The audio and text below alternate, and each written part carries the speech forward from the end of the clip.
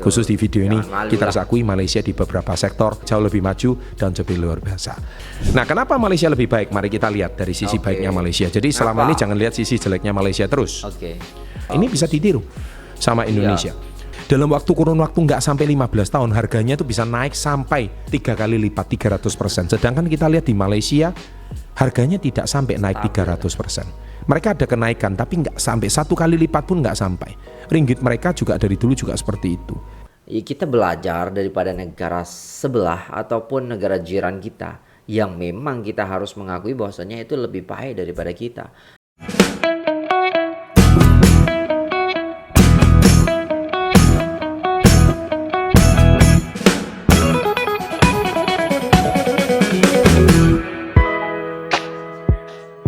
Assalamualaikum warahmatullahi wabarakatuh. Jumpa lagi dengan saya guys, Cak Mujib. Gimana kabar teman-teman semua? Semoga sehat selalu dalam lindungan Allah Subhanahu wa taala, dijauhkan dari segala mara bahaya, malapetaka, bencana dan balak serta berbagai macam penyakit. Amin amin ya rabbal alamin. Alright, kali ini kita akan reaksi sebuah video ya yang sangat menarik sekali. Jadi, hidup di Malaysia lebih makmur daripada di Indonesia. Lah kok bisa begitu, Bang?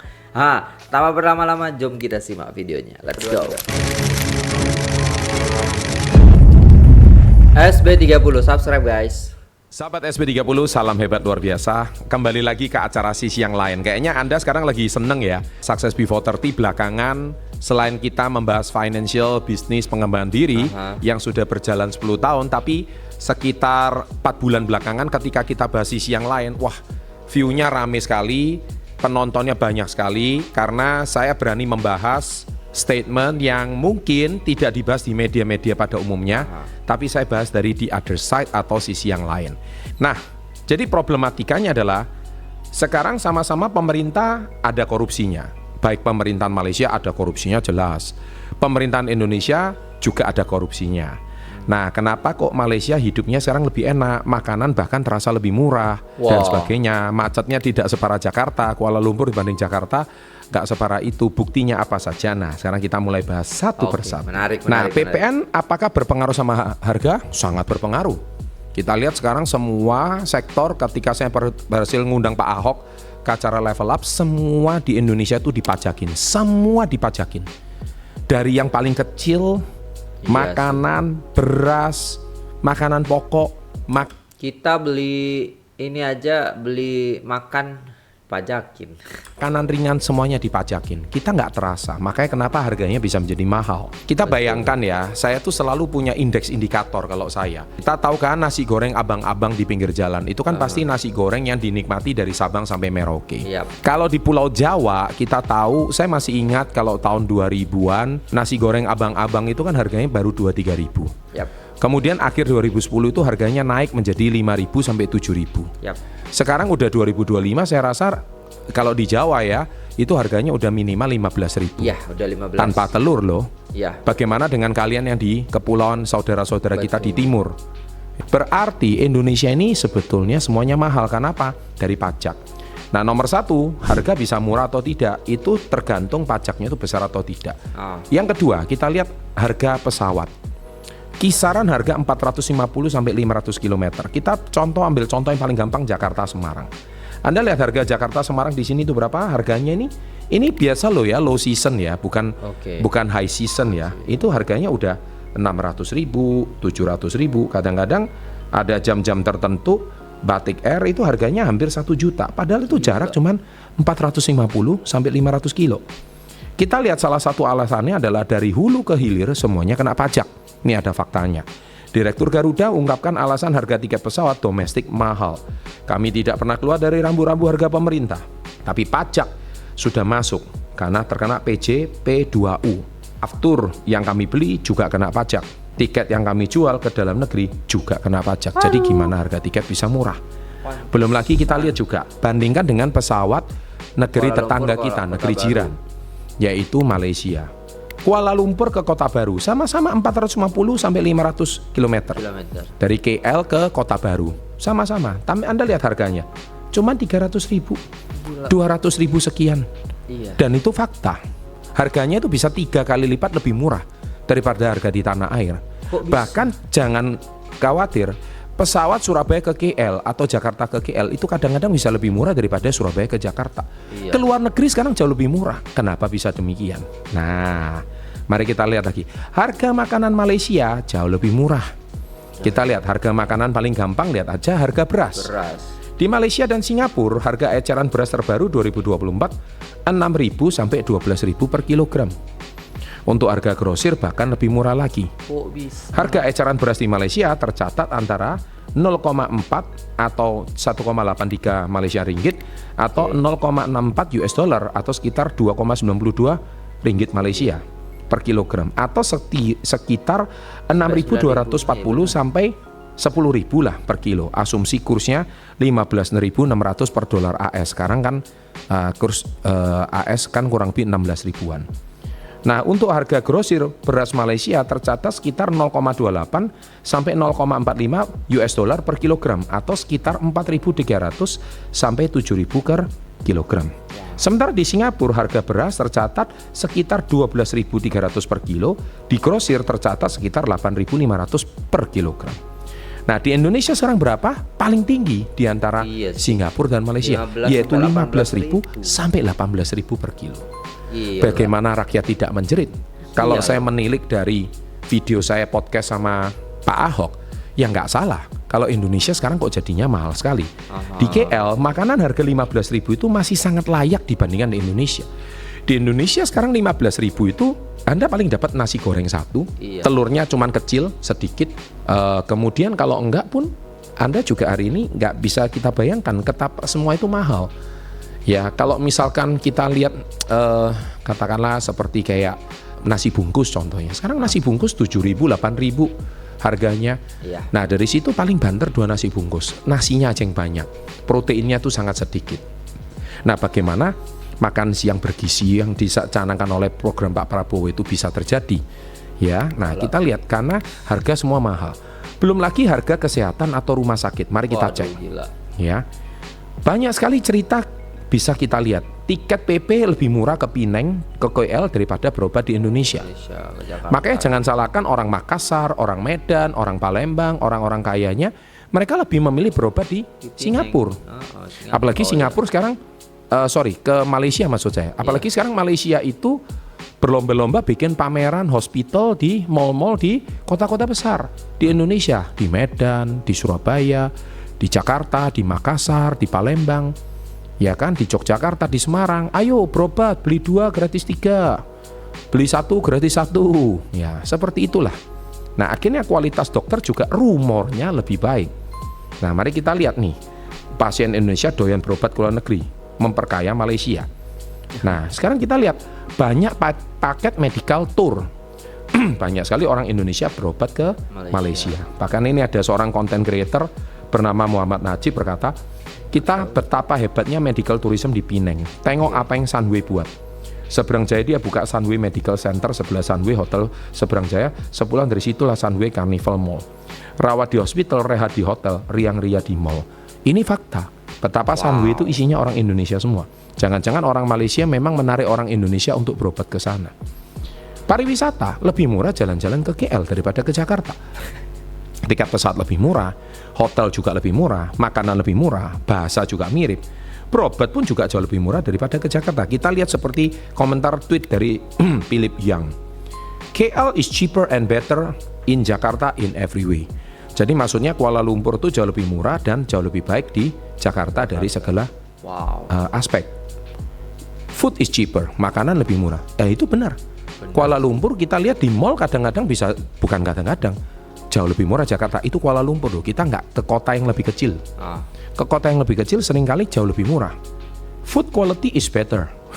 Makanan berkualitasnya jauh lebih baik. Wah, ini kita malu nih orang Indonesia.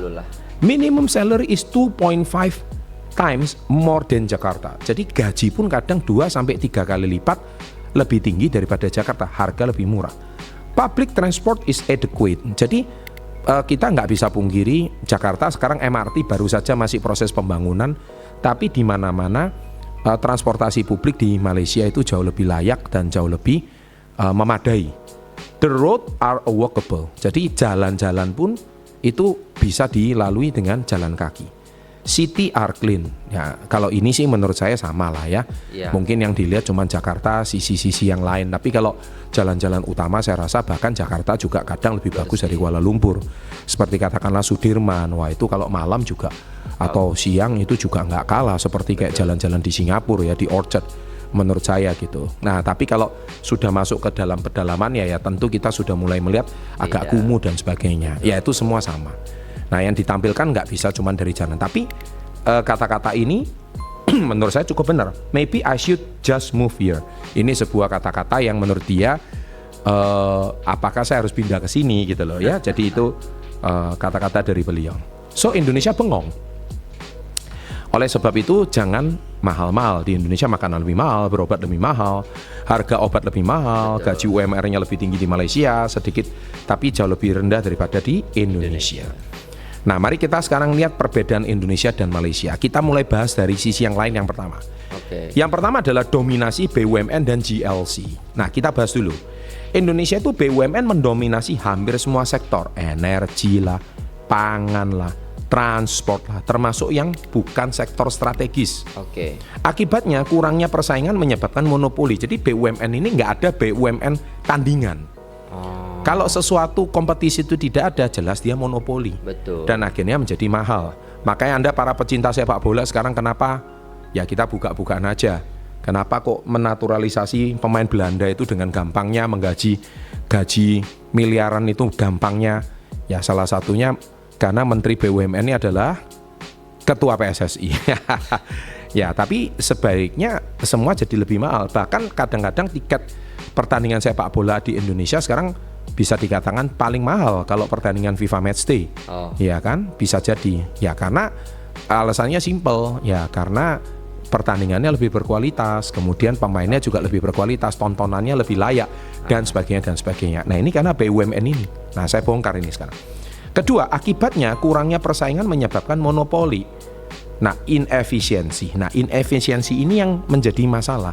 Anda lihat efisiensi itu apa sih? Efisiensi itu contohnya kita bisa bersihkan rumah ini dalam hitungan 1 jam.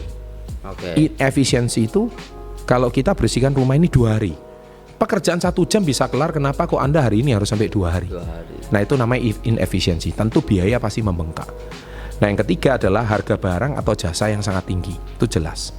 Contoh monopoli aftur oleh Pertamina yang menaikkan biaya penerbangan. Harga tiket jadi mahal kan. Sedangkan di Malaysia itu berbeda. GLC itu adalah BUMN-nya Malaysia.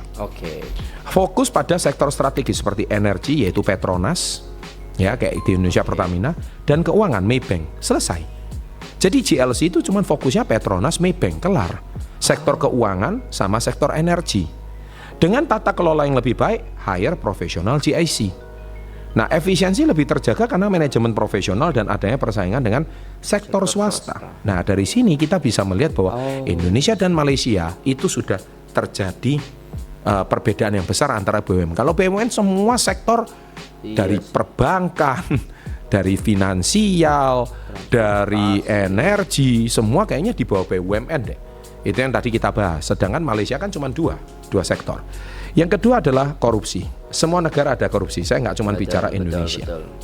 Jadi video ini jangan dipotong-potong ya. Saya sudah taruh waktu di sini.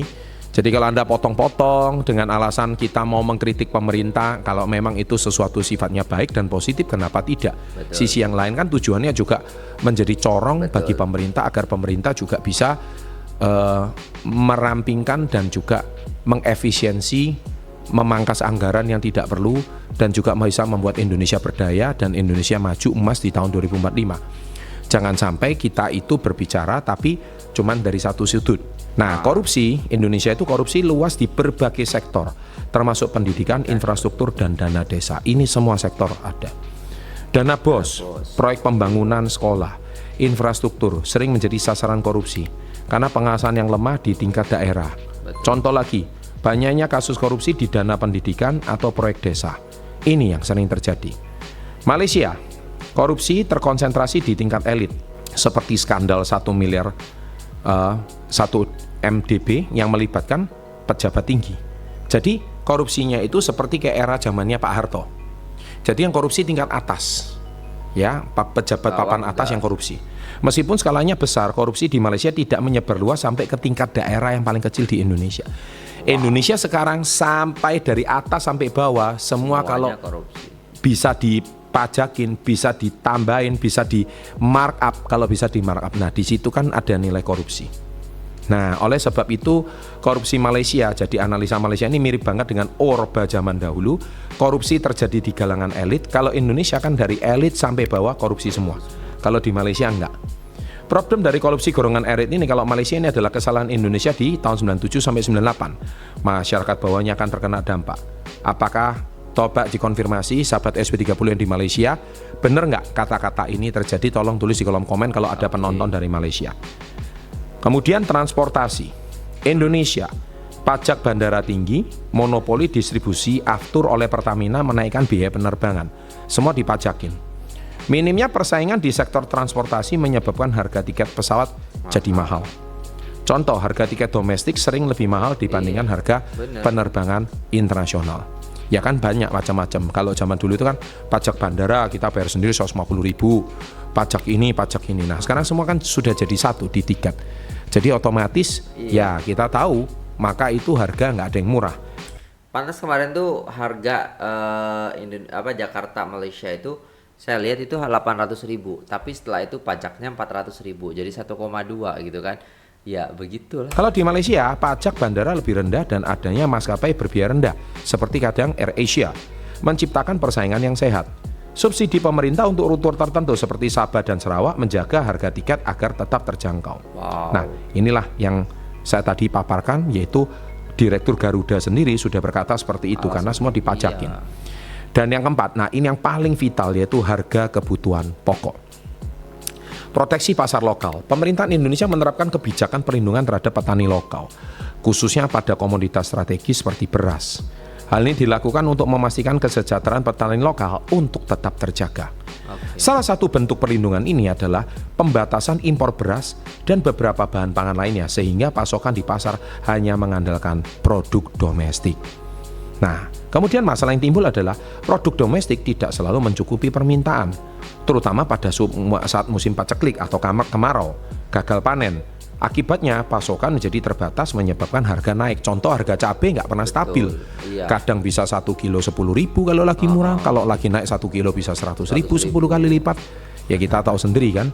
Kemudian inefisiensi di sektor pertanian. Banyak petani kecil tidak memiliki akses ke teknologi modern atau sistem irigasi yang memadai sehingga hasil produksi lebih rendah dibandingkan apapun. Nah, dari sini kita bisa melihat itu luar biasa sekali. Kemudian yang B, monopoli distribusi bulog. Ini juga terjadi di Indonesia. Penjelasannya adalah distribusi pangan utama di beras Indonesia dikuasai oleh Badan Urusan Logistik atau Bulog, sebuah BUMN yang bertugas mengatur stok stabilitas harga pangan pokok. Bulog bertindak sebagai penyangga harga dengan membeli hasil panen petani untuk memastikan harga tidak terlalu rendah lalu mendistribusikan kembali ke pasar. Masalah yang timbul adalah Bulog sering menghadapi kritik karena inefisiensi operasional seperti keterlambatan dalam mendistribusikan beras atau kurangnya kapasitas penyimpanan yang memadai. Dalam beberapa kasus, monopoli Bulog menyebabkan kurangnya persaingan di pasar distribusi pangan sehingga harga sulit ditekan dan mekanisme pasar bebas. Belum lagi ketergantungan pada harga tengkulak. Penjelasan, tengkulak adalah perantara bagi petani dan pasar. Mereka sering menjadi pilihan utama bagi petani untuk menjual hasil panen karena tengkulak menawarkan modal atau bantuan awal untuk petani. Tengkulak memberikan akses pasar yang lebih cepat dibandingkan jalur resmi seperti koperasi distribusi pemerintah. Masalah yang timbul, tengkulak sering menentukan harga beli yang sangat rendah dari petani, namun menjualnya ke pasar dengan harga yang jauh lebih tinggi. Dengan sedikitnya alternatif bagi petani, ketergantungan ini menciptakan rantai pasok yang tidak efisien dan merugikan konsumen karena harga bahan pokok meningkat di tingkat akhir. Nah, inilah kenapa semua problem yang ada terjadi di Indonesia. Dan ini sisi yang lain. Mungkin Anda tidak melihat dari sebuah sisi yang lain, sehingga otomatis ketika saya membahas ini, tentu Anda sebagai masyarakat harus melihat bukan cuma dari amarahnya, tapi sekarang kita melihat juga dari sisi yang sebaliknya.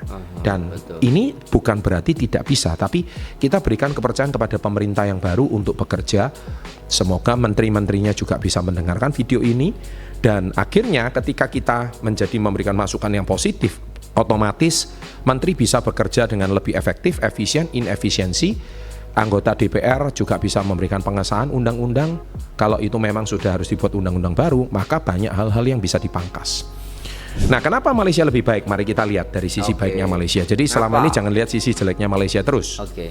Kebijakan impor yang fleksibel. Malaysia lebih terbuka pada impor bahan pangan saat produksi domestik tidak mencukupi. Menjaga pasokan tetap stabil dan harga lebih terjangkau. Kedua, beras impor dari Thailand atau Vietnam seringkali digunakan untuk melengkapi pasokan domestik tanpa mengganggu kesejahteraan petani lokal.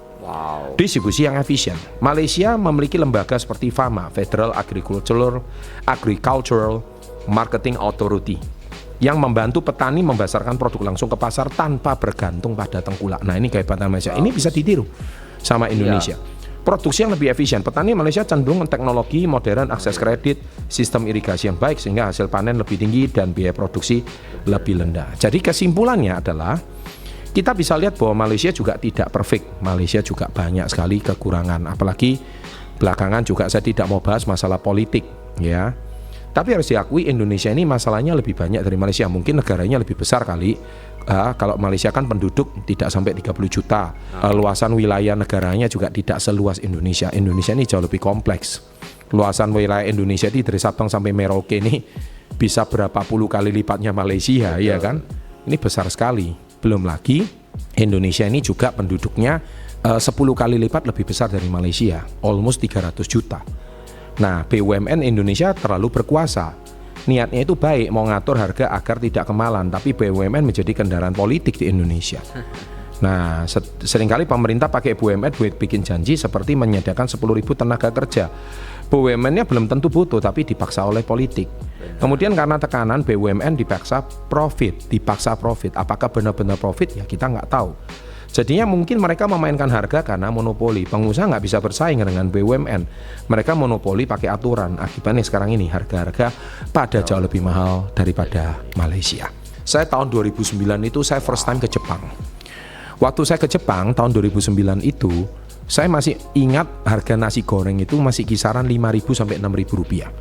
Sekarang kan harga nasi goreng itu udah 15.000 sampai 18.000. Saya selalu patokannya nasi goreng, mie goreng. Kenapa?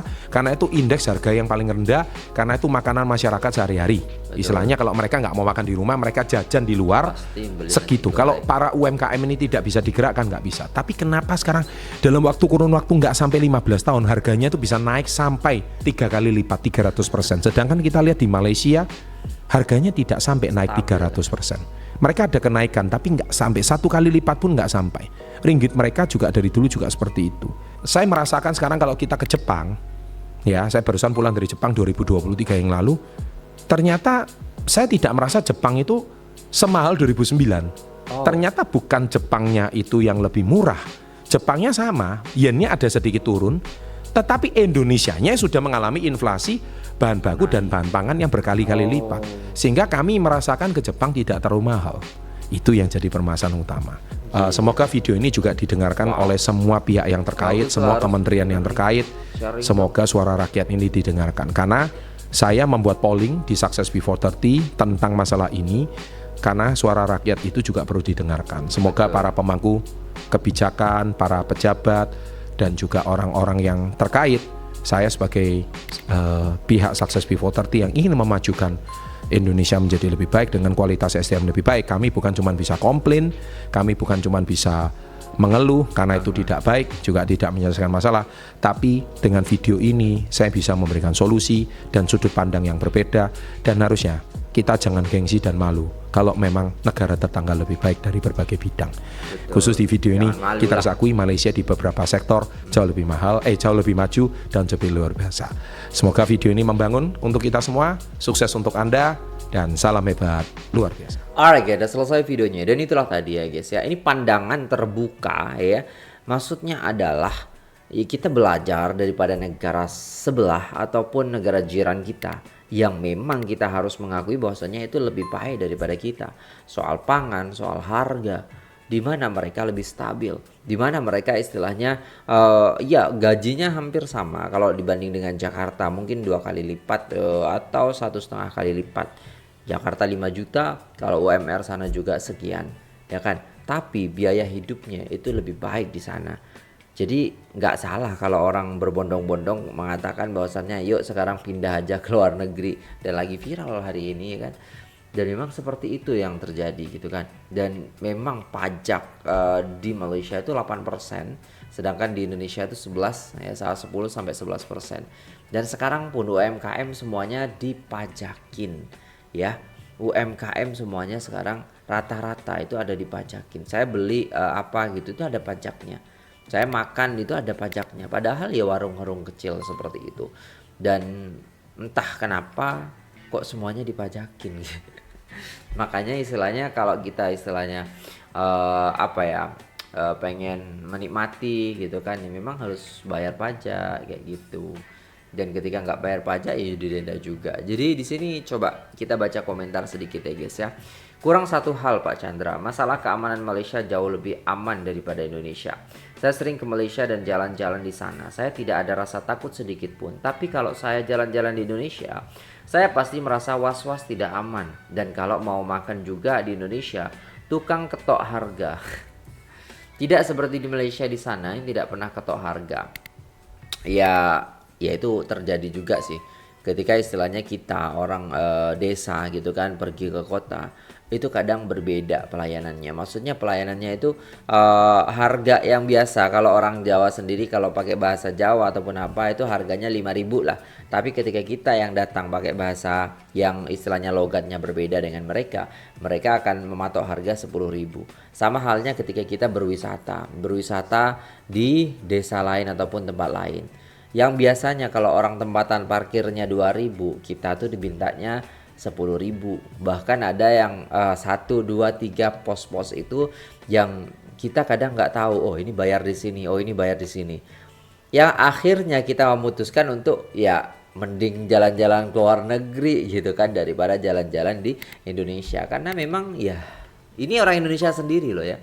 Dan dipin oleh Bang Chandra ini ya kan, bahwasannya di Malaysia dari segi keamanan itu lebih baik, dan juga di Indonesia ya kita merasa was-was, kita takut ada jambret lah, takut ada copet lah. Dan juga ketika kita mau makan kita harus lihat dulu nih, harus nanya dulu. Oh iya, kemarin saya juga istilahnya, bukan kemarin sih, lebih tepatnya 2 tahun 3 tahun yang lalu gitu kan, saya pernah ke Candi Prambanan. Terus ya karena istri saya udah pengalaman, saya langsung aja mau makan gitu, Bu, nasi rawon dan lain sebagainya gitu kan. Nah itu memang tidak ada harganya, tapi ketika kita tanya harganya gitu kan, pek gitu kan, yang harusnya nasi rawon tuh 18.000 20.000 lah, di situ dibilang padahal warung biasa 35 mas. Gak tahu kenapa, mungkin karena mobil saya juga platnya bukan plat orang situ, kita logatnya juga beda gitu kan. Makanya istri saya tuh kalau ke warung ataupun ke kedai itu pasti nanya dulu harganya berapa, karena kadang tidak dicantumkan harga, tiba-tiba kita bayar udah, kita makan berdua udah 100.000, itu kan mahal banget gitu kan. Padahal kalau kita di sini kita makan berdua itu kadang 50.000, itu udah sama minum gitu loh guys ya. Oke, itu dulu videonya guys, terima kasih udah tanya. Oke guys, itu dulu videonya. Terima kasih udah tengok videonya sampai selesai. Semoga ini membuka wawasan dan pengetahuan kita semua tentang bagaimana istilahnya negara jiran itu lebih baik daripada kita. Memang ya banyak, setiap negara pasti punya kelebihan. Cuman dari hal ini ya kan, dari soal harga itu ya Malaysia lebih baik daripada kita, dan juga soal keamanan juga seperti itu. Oke, terima kasih, semoga menambah wawasan dan pengetahuan, membuka mata hati kita dan juga pikiran kita. Semoga tidak istilahnya kita itu terkebelakang. Ayo maju bersama gitu loh guys ya, dengan istilahnya masukan-masukan yang disampaikan oleh Bang Chandra tadi. Oke, terima kasih, sampai jumpa di video selanjutnya. Jangan lupa like, share, komen, dan subscribe. Saya pamit undur diri. Assalamualaikum warahmatullahi wabarakatuh.